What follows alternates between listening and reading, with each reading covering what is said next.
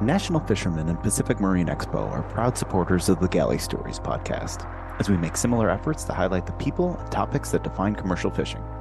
You can see what that looks like in print and online all year long, as well as every November in Seattle, when this community comes together at PME. Check out nationalfisherman.com and pacificmarineexpo.com to learn more. Hello guys, welcome to another installment of Galley Stories, stories of the Bering Sea and beyond. I am your host, Mark Kaler.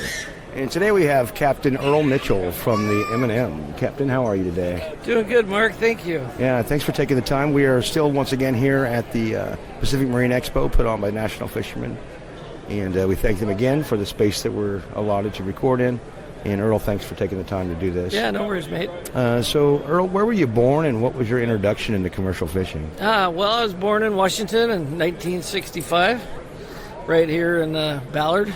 I grew up on Vashon Island and grew up in Ballard. And pretty much when you grow up in Ballard, you go fishing. It's kind of the way it was. So what was your first introduction? What was you? So I grew up fishing out of Astoria on a 70-foot tuna boat with my dad. See, we're missing something. We went from Ballard to Astoria. Well, okay, we fished out of Astoria, but we kept the boat here in Ballard. Got you. Yeah, okay. Yeah, summertime stuff. And then from there, longline Dungey fish on the coast and just different things. How old were you on that first trip? 6. Okay. Well, how old were you on your first trip paid? Oh, I don't know. Maybe 14 or 15, you know? Okay. I mean, it was the whole family was on the boat. Mom, Dad, me, my brother, my sister, and it's just something you did in the summertime. Like, just that was what you did? That's where you went tuna fishing. As soon as the tuna hit the coast, off you went. So let's talk about that experience. What was your job on the boat? Well, you know, I was just a little kid, but I was a pretty good engineer. And as a matter of fact, back in the old day, we had these old iron mic autopilots. And one day the chain, just a regular link chain like on a bike, broke. And my mom steered the boat by hand for days, you know, while we were pulling fish. And one day I sat down on the hatch with all these broken pieces of chain. In 20 minutes, I had it all fixed and put back together. How old were you at this point? I was about 8. 8 years old. I was about 8. Little engineer. So, little engineer that could. Yeah. So my mom and dad were like, shit, he knows how to fix, you know, I mean, it's just piecing it together. For some reason, I could see what pieces needed to be put together, and my dad couldn't. Had a mechanical mind? I do. Yep. Yeah, I did. Okay. Sort of do. And how long did you do that with your family? I mean, So we did that till about, it was about 11 or 12, and then my dad lost the boat sank. Oh. We had all come home for fall to go to school, and he was offshore about 200 miles, and the boat sank. Oh, wow. Yeah. So he was on the boat? Him and my uncle were on the boat. So can you tell me what happened? He doesn't know. We had just had the boat in the Tacoma shipyard, had the whole thing recorked. It was a wooden boat. Had the whole thing gone through and recorked the winter before. They were offshore drifting. He heard the generator shut down, and they were in the bunk. And he took one step down into the engine room, and it was full of water. And so they just threw the life raft and the skiff in the water and jumped in, and that was it. Within just about an hour, the boat was gone. Mayday call at that point? Back then, we didn't really have good VHFs, you know. A lot of it was the tube-style stuff, but I don't actually remember if he got a Mayday off, but I know he got like a call on the VHF off. Okay, so 200 miles offshore. How long were they in the water? They were in the skiff for about 3 days. Wow. Yeah. Okay, so nowadays most survival kits, right, have food, have water, fishing hooks, flares. Yeah. Did they have any of that? No. My dad had a pair of socks, a pants, and a T-shirt on, and I think my cousin managed to get his shoes on. That was really, they had some water, I think, but that was it. Okay. That was it. So, you know. All right, so that you were, how old were you then? I think I was about 10 or 12 when the boat sank. Okay, so how did you progress in your fishing career when the... Well, fishing with family or fishing, it's still fishing. Sure. So, me, I fished, I worked all through high school on different boats. I worked with another friend of mine's family that had a tuna boat and a blacktop boat, a halibut boat. And then, it was get out of school and go fishing. Okay. And you did that all through high school? Yeah. So then obviously when you got done with high school, you went back to the sea? I did. I went to school. I got a license. I worked up in the Arctic for Crowley for several years. I worked on my mate's and master's license down in the Gulf of Mexico for a while on the oil rigs. Just shit like that. But I always rotated back around fishing. Okay. So let's keep progressing. So what brought you back to Alaska? Because obviously you're not to Alaska, but to the Pacific Northwest in general. Yeah, well, I never left the Pacific Northwest, and I always managed to find my way back to Alaska, every year. So, but in this case, about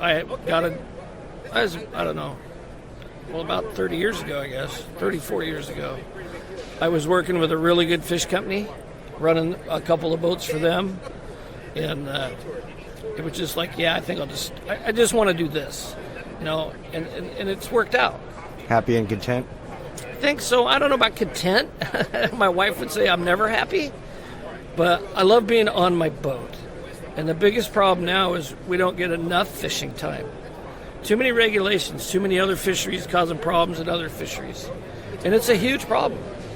No more herring fishing. That was a big deal. Yeah. That was a big deal, and it's all gone. So now it seems like now the only herring caught really is for bait. Yeah, we're not doing the roe fishery anymore.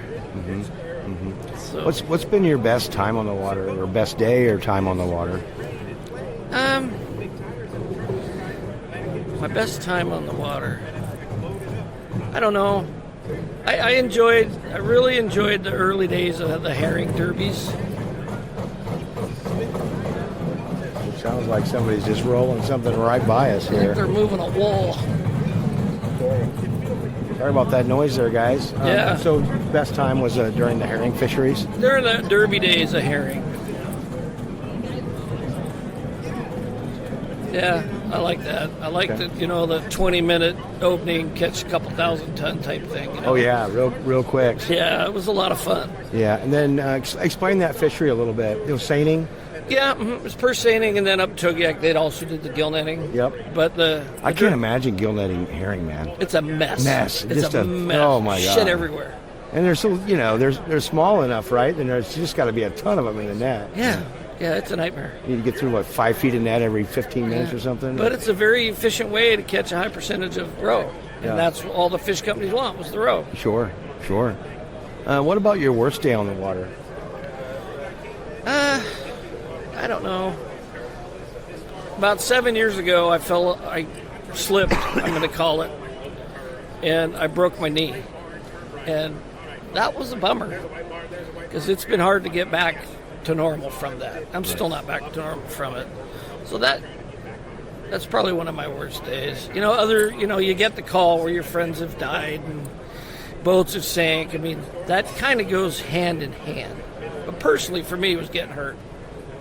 Yeah, especially when we're getting older, it's harder to recover. It is, yeah. It's real hard.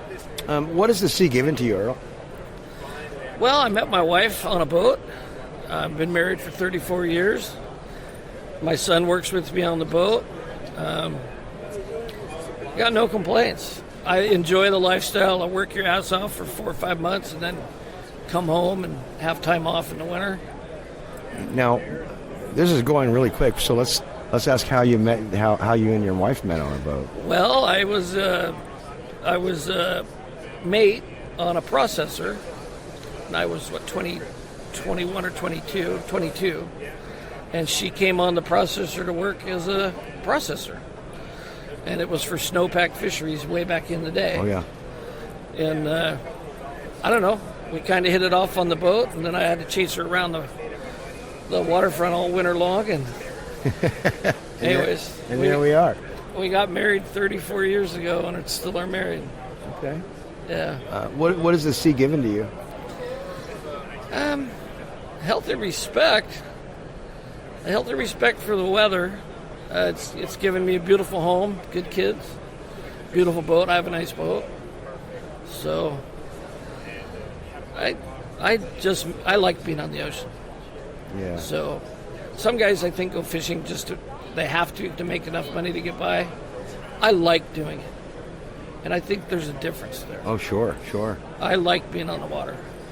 And apparently your son likes to be on the water as well. So my son and my brother have been with me my brother's been with me for about 25 years. Okay. And then obviously my son's been with me for, well, I put him on deck driving crane when he was 14. Okay. And I have this saying, I'm not going to let school get in the way of his education. My wife agreed. The shit they teach him in school nowadays isn't any good. So put him on the boat. He's now a full-fledged machinist. 4 years of college, graduated college at 19 years old with a machining degree. I think we did okay. Yeah. What is the sea taking away? Well, obviously the obvious answer that me and everybody else would say, friends. Friends. You lose a lot of friends.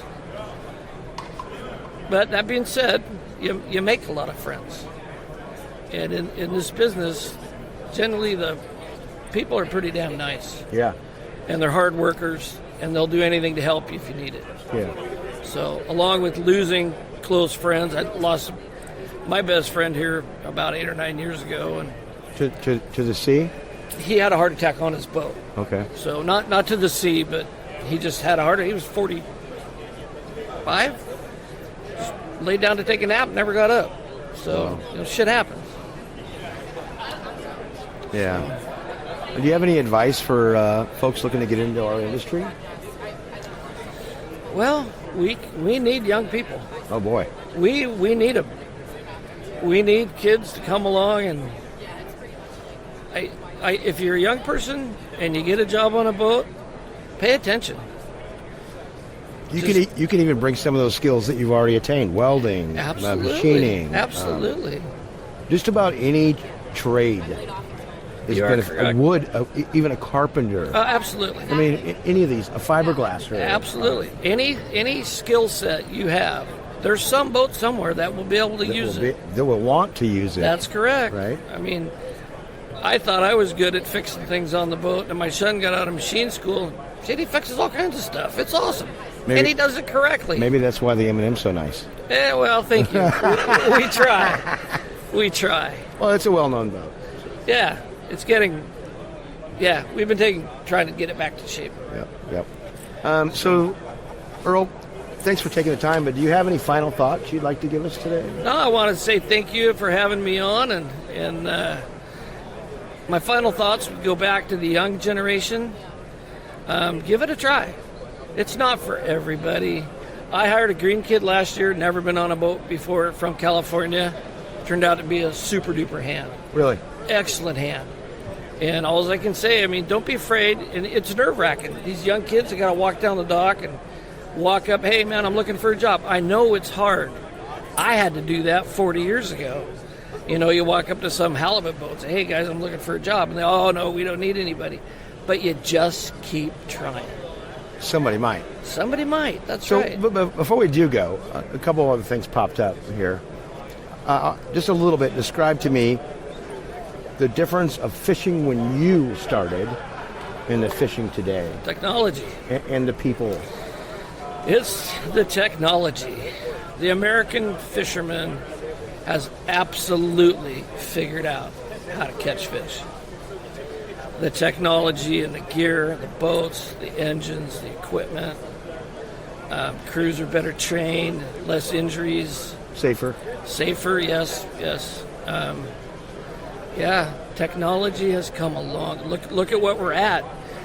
Some of the most expensive, top-of-the-line equipment right here in front of us today. Mm-hmm. That equipment makes your life so you can concentrate more on fishing and not fixing things. Roger that. Roger that.